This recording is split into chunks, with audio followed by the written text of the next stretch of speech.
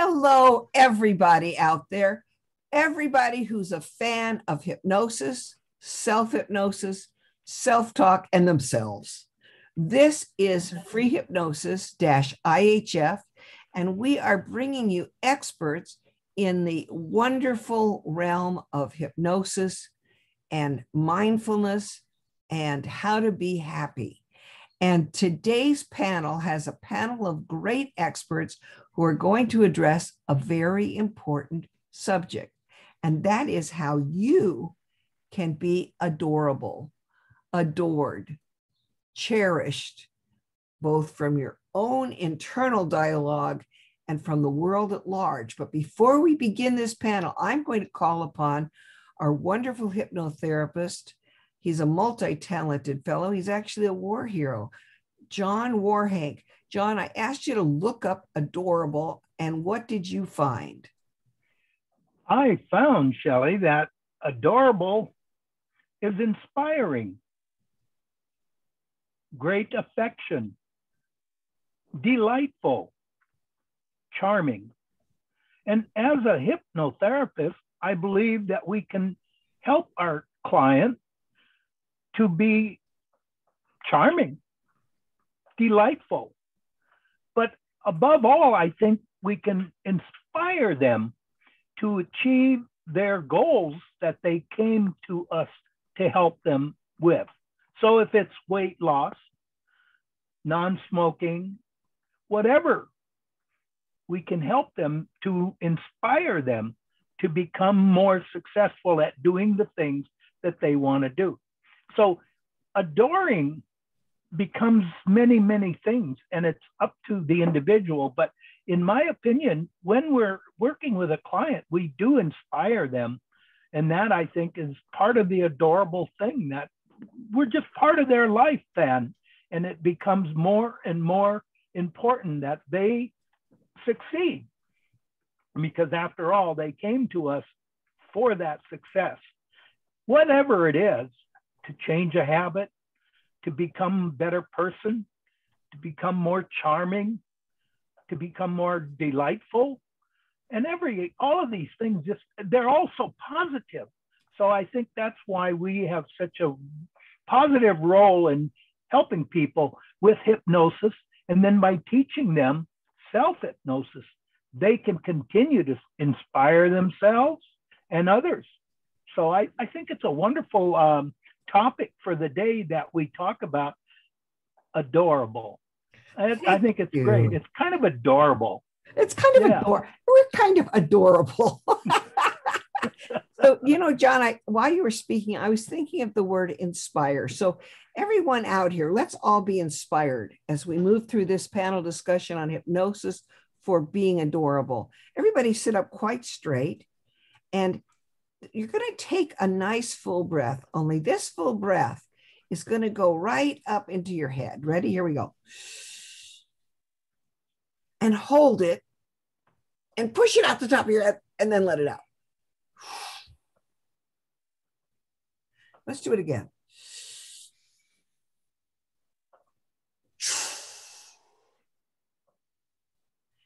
When you think about it, there's churches and places, temples have spires, they reach upward. And anytime you breathe upward and you hold your breath in this upward way, you are stimulating your neurons to elevate your awareness. And as a matter of fact, you can inspire yourself to even get off a chair more easily. And this is true. As people age, sometimes you'll notice them, they will go to get up off a chair and they lean forward and then they kind of push themselves up. That's what I'm doing right now. That doesn't work as well as sitting up straight, looking up, and then standing up. Because when you look up, everything feels uplifted. You feel inspired. You feel expanded. And that's why in many churches and temples, the pulpit or the place where the speaker is above eye level. Now, hypnotists understand when you look up, things start to look up.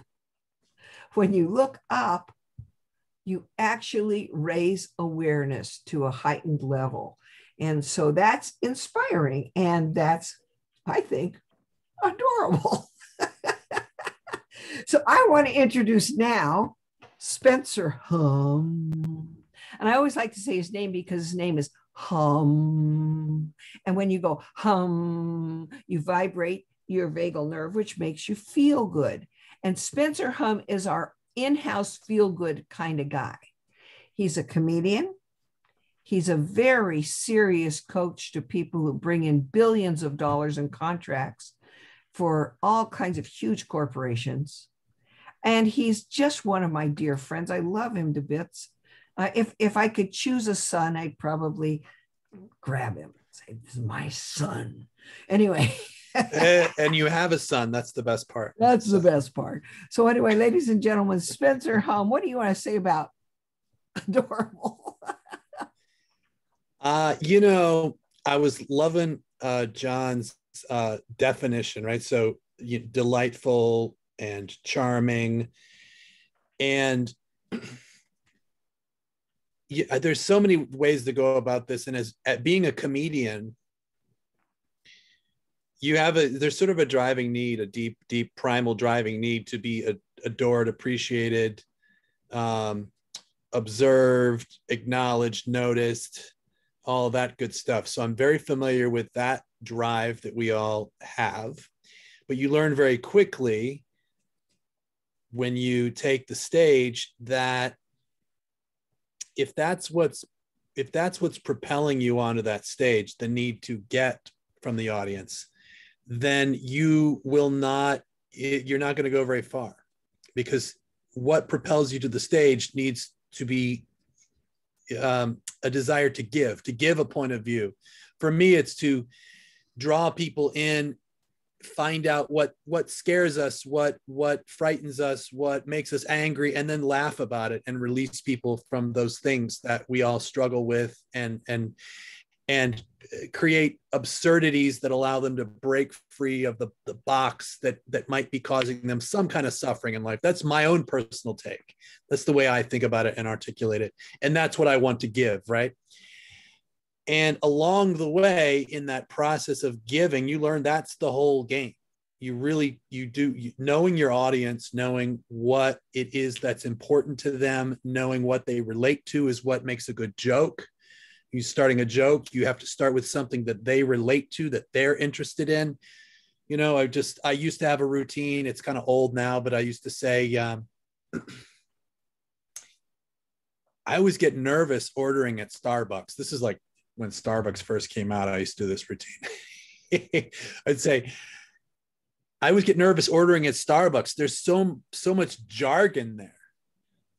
I get ordering anxiety. I'm standing in line trying to remember, tall is a small, and what's the Italian word for medium, and et cetera. And so the routine goes on, but that's something that at the time people were hopefully we've all figured it out by now. I haven't yet. Yeah, really. Right. No, exactly. Right. And so it was that the thing that made that routine work. And there were also clever jokes along the way that I thought I should be adored for having thought of, because I'm very clever, but that's not what makes it work. It was that people would go, "Oh, that's so true." And then taking them on the journey of something they can relate to. Right. So again, it's about giving, it's about knowing your audience, it's about knowing them. Right. So I would say if you are looking to be adorable, you should start by adoring. Right? Beautiful. Wow. If you want to be delightful, be delighted. If you want to be charming, be charmed. And that has to do with what you're focusing on.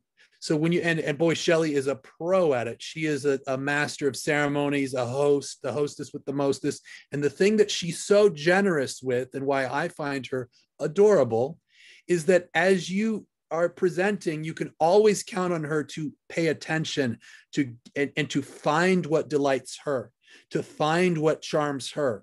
And then she laughs and she smiles and she gives generously her delight and the thing that charms her, she will acknowledge it. So I look at it as a two-step. See, there you go, right? And it's a two-step process. You pay attention, right? You pay attention and focus and find the things that delight you and charm you in the person with whom you're communicating and relating. And then you acknowledge it. And that could be through smile or laughter. The most charming people, if you watch talk shows, if you watch The Tonight Show, there's all different kinds of guests, but there's one particular kind of guest, could be male, could be female. They're this person that I can think of a few names, but we don't need to go into those. They come on with a smile on their face and they laugh at what the host says. And they even when they're driving the conversation and it's their topic and their jokes, the host will riff off of their joke. And then they will find the host joke very funny because they've developed the habit of appreciating, of being charmed, of being delighted. And so I would say find the things, pay attention, focus on the things that are delightful, the things that charm you, and then reflect it back through the gift of your laughter, your attention, your appreciation. You could turn around and, I love that because, right? And I would say also there's a little bit of element of childlike quality to adorable, isn't it? You think of a fuzzy kitten or whatnot, and it's that innocence, that vulnerability that allows you to be generous, that I think is also a key factor. So that's just a few thoughts that I have on it. Very good. Be delighted, be charmed. One of the things that I do sometimes when I'm doing a talk is I have everyone give themselves a standing ovation. And this is a really good exercise for you folks out here who are listening. And this is hypnotic. The next time you are delighted with somebody who's entertained you in some way, and you're going to give them a big applause, applaud yourself for noticing how delightful they are. In other words, celebrate that part of you that's delighted. And that standing ovation belongs to them, but it belongs to you because you've been delighted. And it's a wonderful gift you give yourself when you think about it. Okay, I want to introduce Christine Rossiter. And she comes to us from Florida. She just had a birthday and she got to go to see SeaWorld. And she's a hypnotist, maybe retired, but I don't think she'll ever retire to be accurate. Anyway, Christine, tell us about you and Adorable. You've got to unmute, however. Thank you for letting me follow Spencer Hum.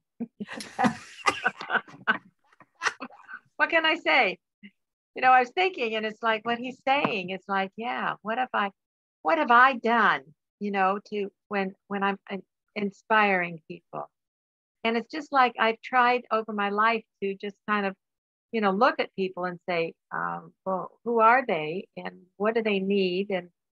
And I do come up with, there was one place that I used to go to once a week, and that woman was just, she was so overworked and underpaid, and I would just go in there and it was like, I try to inspire her to, hey, what's going on today? What's good thing? What exciting thing happened to you today? Oh, I don't know. Just, So finally I started going online and getting the joke of the day. And some of them that were pretty stupid. But it would she said, after a while, she'd look at me and she'd go, so what's the joke of the day?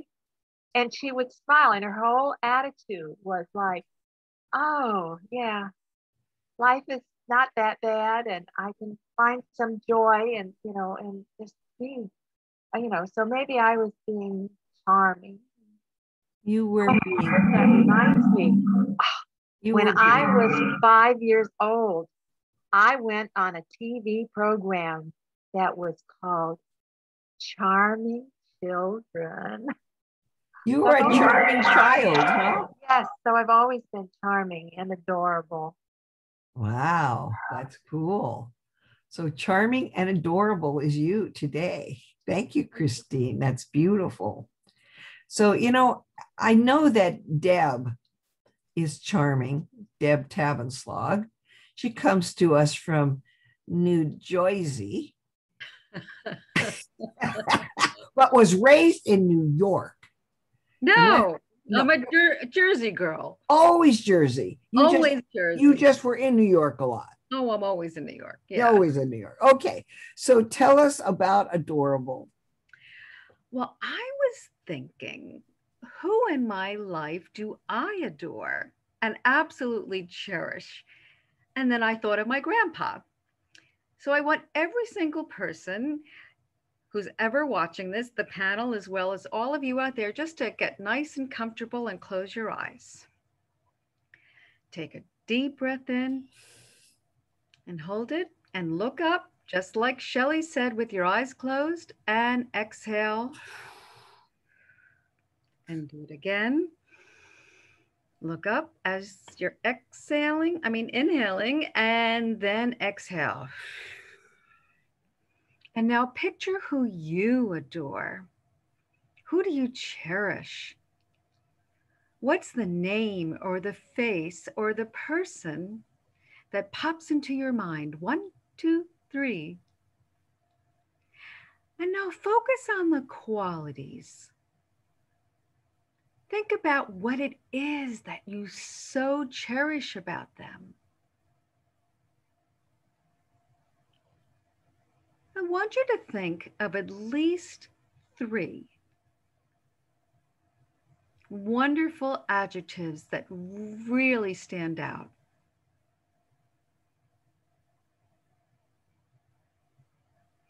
Now open your eyes, because the things that you cherished and adored about them is truly a mirror image of yourself. Those are things that you cherish and adore about you. So remember that you have that inside of you. So close your eyes once again and inhale and look up and exhale. Inhale, look up.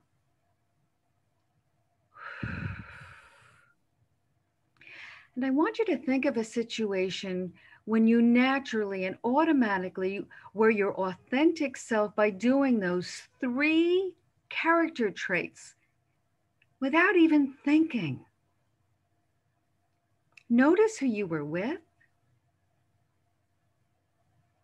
how you made that person or people feel.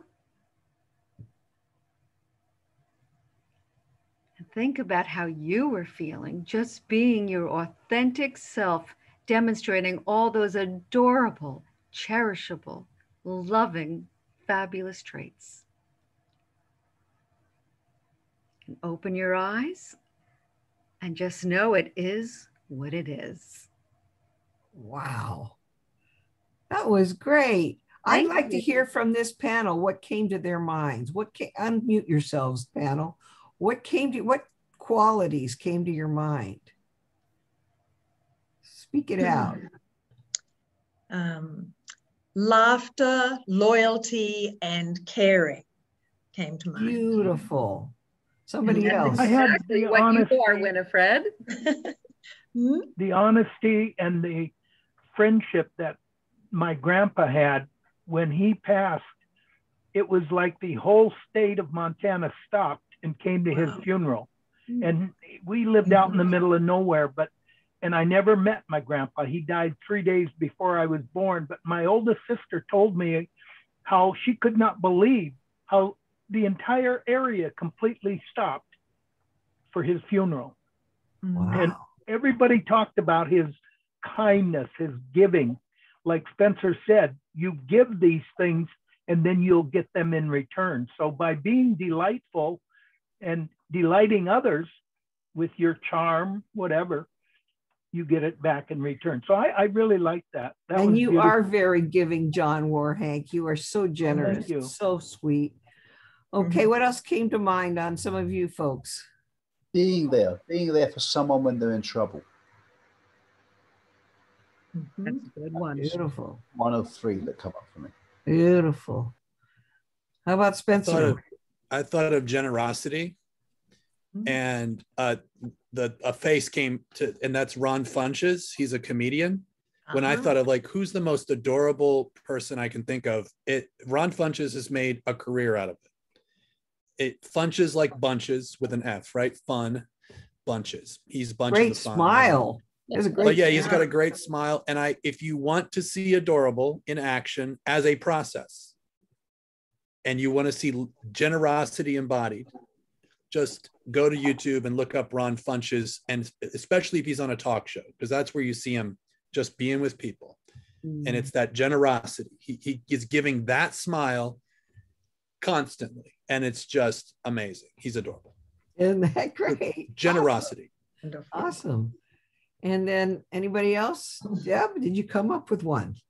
Well, my grandpa was always there, and he was exceptionally compassionate. And yeah, that was one of the three. Cool. It was fun. What about you, Shelley? Well, of all things, I thought about a dog. Okay. Man's I thought about my dog who was named Delight. And Delight had fuzzy ears that kind of stuck up like this. I remember, yeah. Yeah, she was just so cute. And she would walk down the street. She just marched down the street and she'd wag her tail, and she was just so proud of herself and so cute. And she was just friendly and walked around thinking she was adorable. And so I thought, well, that was great. But then Deb said that was like me. And then I thought, it is. That is you, Shelley. I see that whenever I can. It's exactly you. So cute. That's funny. Okay, so because you sparkle like the dog. well, thank you. I even have a dog tag on today. There you go. Perfect. Okay, so how about you, Grant Murrell? Tell us what comes to your mind. Thank you, Shelley. Hello, everybody from London in England. Charming, adorable. How to do it? It occurs to me, as somebody once said when I was talking about their staff, they said, always be sneaking around, watching your staff and trying to catch them doing something right. That stuck with my mind. What if we took that analogy and did that with everybody we met? What about if we just looked for the good in everybody? Everybody has good traits. What if we saw them, we genuinely complimented them on them, even if they did them occasionally? Think about this. If you compliment them on it, it's going to feel good.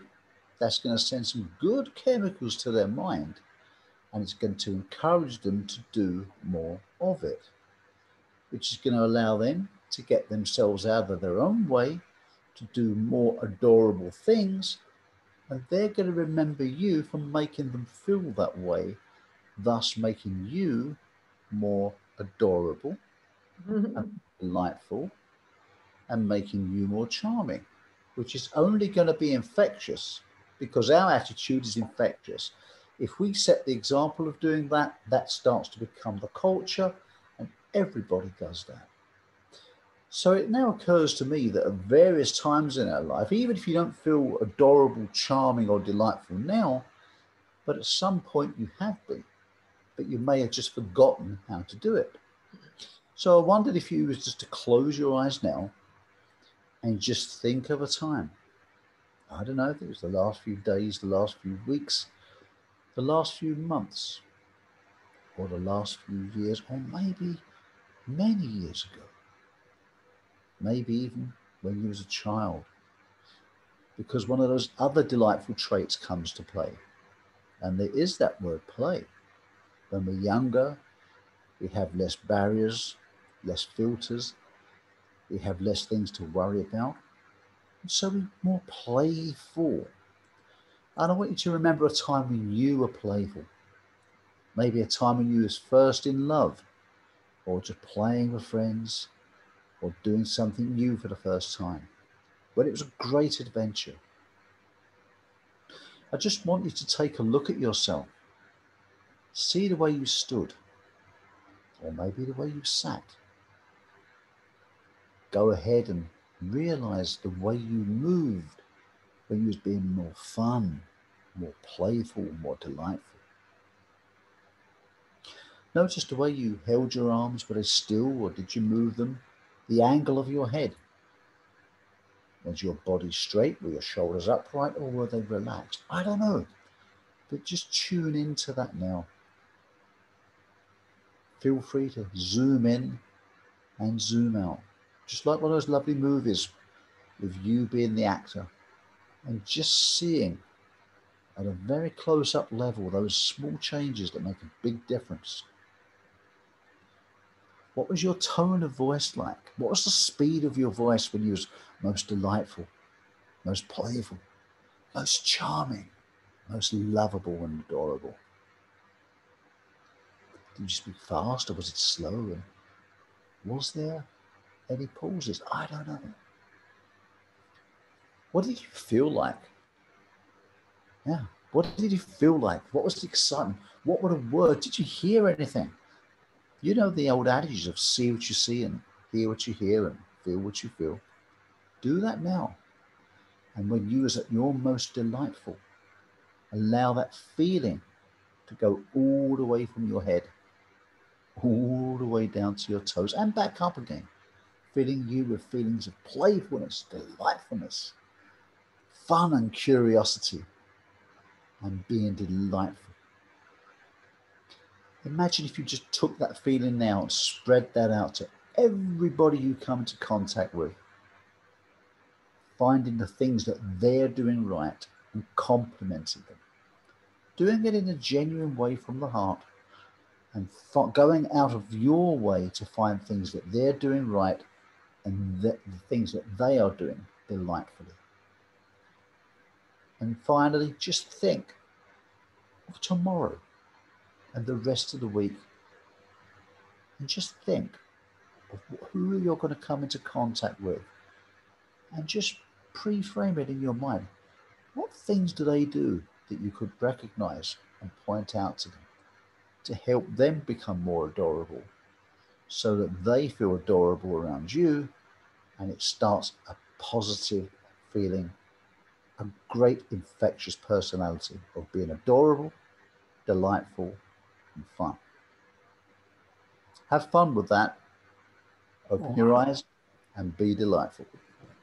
Wow, that was great, Grant. That was great hypnosis. And for those who don't know, Grant is a coach of mega companies, and he brings people abundance, but mainly he brings joy in the workplace and brings success in the workplace. So he's a great hypnotist, and he just hypnotized all of us. That was beautiful, Grant. Thank you so much for that. And I do have a story that came to mind. The story is, I love the story. I don't know if I told this before on Free Hypnosis IHF, but I once got stopped by a policeman. Did I tell you this story? Did I, Spencer? I got stopped by a policeman, and he walked up to the window, and I went, "Oh, you are so good looking." And he was. And I said, "Has anyone ever told you look like a movie star?" And he went, "Yes." I said, "Well, you are just absolutely adorable. You're like beautiful." And he said, "Well, do you know why I stopped you?" I went, "No, but I'm really glad you did." And anyway, I had not seen a stop sign. Oh. And I was supposed to stop before I turned right. In California, you turn right without a stop sign, or with a stop sign rather. But you were supposed to stop. And what, I don't know what you were supposed to do quite to be really accurate. But anyway, he was so adorable that he never wrote me a ticket and told me to have a nice day. Get this right, Shelley. You didn't see the stop sign, but you stopped him dead in his tracks. Right? Oh yeah, and I did say one. I did say one thing though. I did say as he was walking away, "Isn't he cute?" to my friend. But then I told him I loved him, and I felt love. I mean, it was sincere. I really felt That's love. lovely. For it. You know, "I love you," and he went. But I said something else, which is hypnotic, and all of you can use this, because when you say a sentence, sometimes your sentence resonates in the brain cells of another person. And the sentence I said was, I didn't see it. It never happened. Ah. He said the stop sign. I said, oh, I didn't see it. It never happened. That was the end of that. He walked away, came back and said, have a nice day. So didn't see it, never happened. Perfect. Perfect. Okay, I want to introduce my dear friend, Winifred Maurice. Winifred is used to be on the Dinah Shore show, which was a very big television show a long time ago. And she was the spokesperson for the Dairy Association and for the Kiwi Association. She's a nutritionist, a hypnotherapist, and a legend in our minds, as well as her own, Winifred Maurice. Hello, everyone from almost sunny Ensenada, Mexico today. Gosh, I've been inspired and I feel I adore all of you here. And I've just been thinking about adorable and being adorable and all of those things. So I thought about what it really means to me is being alive.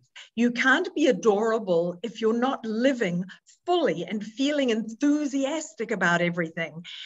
And I just thought of this little exercise as a fun thing to do. When you get up in the morning and you sort of get out of bed and you're half asleep and you're wandering into the bathroom, how about just taking a look at yourself in the mirror and thinking, oh my gosh, my fairy godmother came in the night and brought me back as a little child.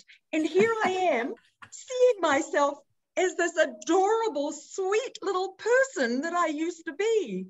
And you can just look at this little person and say, oh, what are we going to do today that can be fun? What shall we play with? Who shall we see? Where will we go? And just allow all that energy to come up inside you, because when you were little, of course you were adorable. But as we get older and we get responsible, well, some of us, I'm working on it, but anyway, we try to be responsible and we tend not to be as adorable as we used to be. So let's just access that sweet little person who is right there inside you right now and longing to come out and play.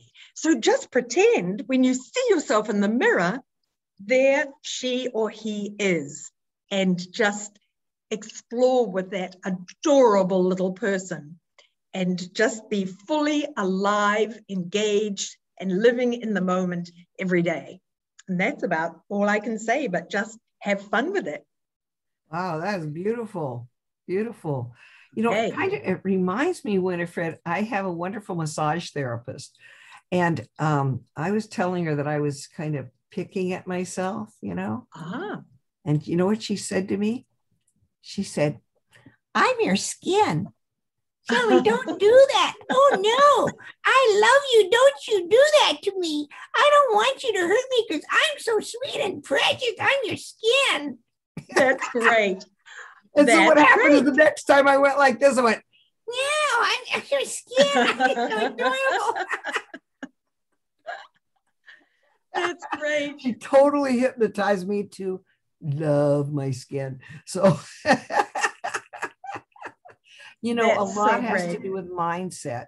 And Yes. your mindset is an idea that you tell yourself with repetition. And one of the things that hypnotists understand is that everything has to do with self-talk and then outer talk. Now, if your mindset is something like, I'm tired, I'm sickly, I'm not having any fun, oh, this is terrible, what's going to happen next? Nobody loves me, everybody hates me, guess I'll eat some worms, long, thin, and slimy ones, short, fat, and juicy ones, little fuzzy, wuzzy worms. If that's how you talk to yourself, then you're going to be miserable, you know, like miserable. But if you talk to yourself in a way that I'm healthy, I'm happy, I'm enthusiastic, I'm vital, I'm successful, I'm lovable, I'm loving, that is a mindset that brings about that kind of result. And that's why on this panel, we have some real experts on motivating people to hire you, to give you money, to make you successful. And it carries over in love too, because if you are, thinking, I love men. I just love men. Men are going to love you back. If you think, I love women, women are going to love you back because the vibe is out and your mindset sends out a vibe. And that's what basically a hypnotist does. They induce trance, they deepen trance, and they install within you, first, a contact with your brilliant mind, and second, with a program that is a mindset that's positive or proactive. So anybody want to add anything to that thought? All right. Nope, they're all going, Spence, you're nodding. You have something you want to add? Just thinking about, you hypnotized me.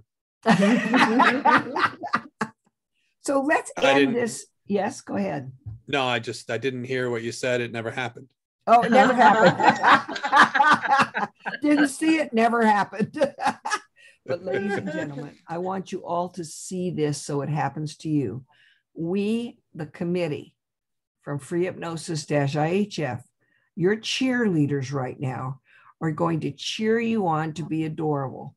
So I'm going to induce a little trance and we're going to give them positive suggestions to shine their light in the world. Are you ready, everybody? This is all you have to do. It's as simple as pie. Just take your hand and go like this, bring it up, look up, and now bring your hand down and close your eyes. And just with your eyes closed, look down at your belly button. That's right. And breathe in and let out a nice, nice, and let yourself relax with each beat of your heart, each thought in your mind, each taste in your mouth, each vibration or feeling or sense that comes to you. And we're going to cheerlead you on with some positive suggestions. We'll do it all at the same time, and you'll just take in the best ideas for you. 1, 2, 3, begin, committee. You feel great. Bounce out of bed in the morning and so full of feel energy. alive, You're happy, healthy, and alert. happy. Look at yourself in the mirror and see how cute Adorable. and adorable you are. It's easy to love you. You can You then are love so others. As easy you to love. do. You're so I love you. lovable. Vulnerable. And I want you to Loving love your yourself every more day, and more. Loving your Generous. fellow every man. All the way. time, right now, And in every You adorable. way. love yourself Smiling. more And and So more sad. and more. My Just Always noticing Your being that you dreams can be come those real things. because you Loving love the that You world. realize You now love your telling life yourself, and you you love have a every gift. keep looking moment. at It's a yourself, that celebration. you can't cheering wait and so loving much everybody It you is come for in you. touch your with. gift. keeping Because you're Just be yourself to the yourself, just the world. way you generous, are, kind, alive. That's open. just the way you You Give will are be coming. adorable. your gift. And so it is. So it And is. so it shall be. Everybody, hand on the shoulder, hand on the other shoulder. Hug yourself because you are adorable. We're so glad we get to be on this planet with you. And we're so glad we've had this time together. And now reverse. Head on the hand. Rock yourself just a little. And say something kindly because you deserve it.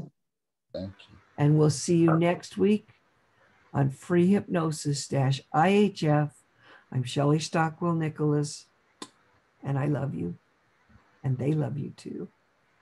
Bye for now. Bye. Bye.